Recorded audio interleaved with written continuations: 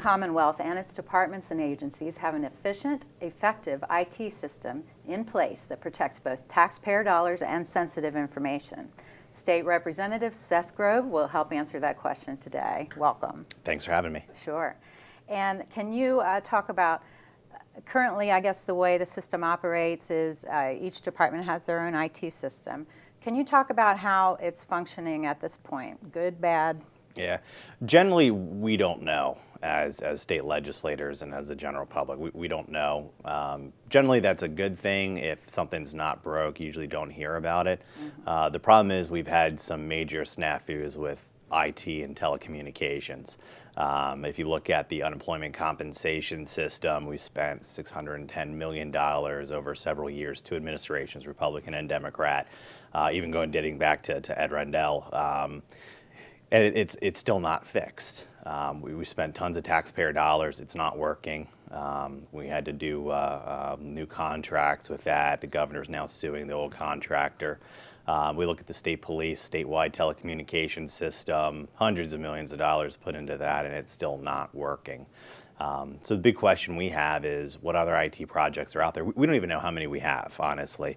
We don't know how much we spend in IT. It's not broken down anywhere. We don't know how many IT professionals we have, whether they're state employees or contractors.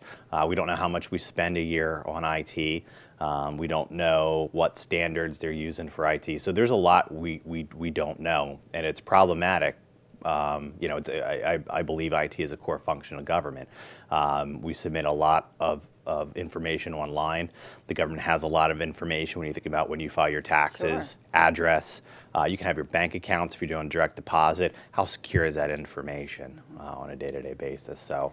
And in light of that, Governor Wolf issued an executive order to create a chief information officer. And then can you talk about your bill to kind of piggyback on that? Yeah, we've had a chief information officer for a little while. I forget which governor did an executive order kind of creating that position. What Governor Wolf did is take that and then he proposed a consolidation, moving IT from each department and putting it under Office of Administration so we would have a streamlined IT process. So looking at that structure, and it's a structure a lot of states have gone to successfully.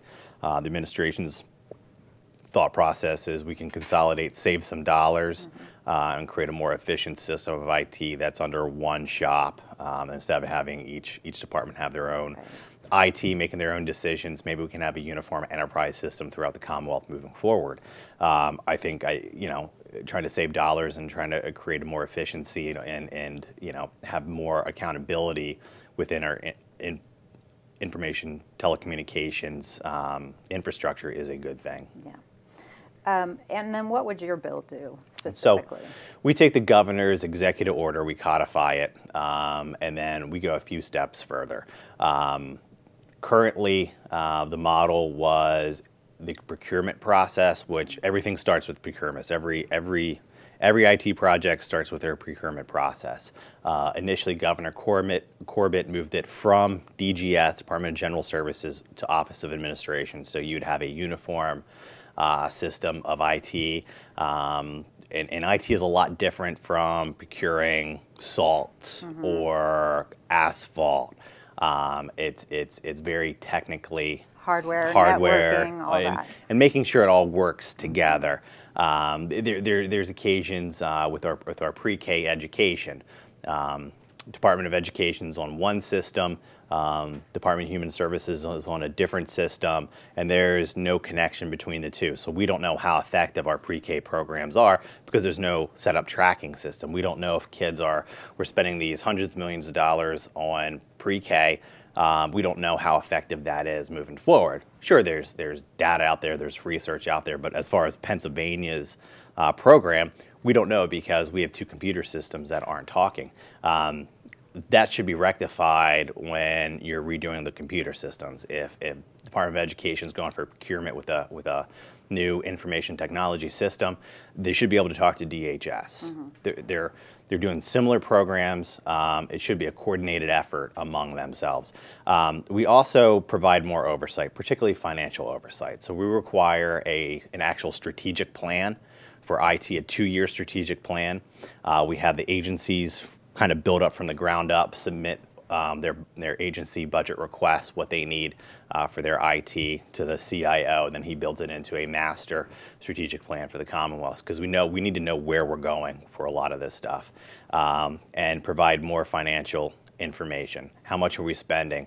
Are contracts on time? Are they over budget? Are they under budget? You know, what kind of problems are they having? Because if there's a problem within an IT project, I'd rather solve it now rather than wait 8 years and have that hundreds of millions of dollars of expense that are just go out the window because it's not working. And then finally, we create a cybersecurity kind of legislative oversight committee. Right now we have 3 separate branches of government. We have a House and a Senate within the legislative branch. We have row officers, constitutional row officers that are independent. We all have our own information technology systems. We're all getting attacked. So the purpose of that is starting coordinating our cybersecurity infrastructure together. Have those discussions. What are you seeing on your side? What kind of attacks are you having? Be able to have those confidential communications, so we're all better prepared to make sure that attack on one is attack on all of us, so we can streamline and coordinate our cybersecurity infrastructure, because it's critically important. The Treasurer, Joe Torsella, during Appropriations Committee hearings last year, stated that they had about 10 million hits, or cyber attacks within Treasury. They got it down to about 4 million. This year, we had a hearing in state government, but that's a lot of hits, and that's a lot of information that's out there, whether it's you know, contractors, small businesses, or individuals like you and me. So it's imperative that we protect private information. Sure.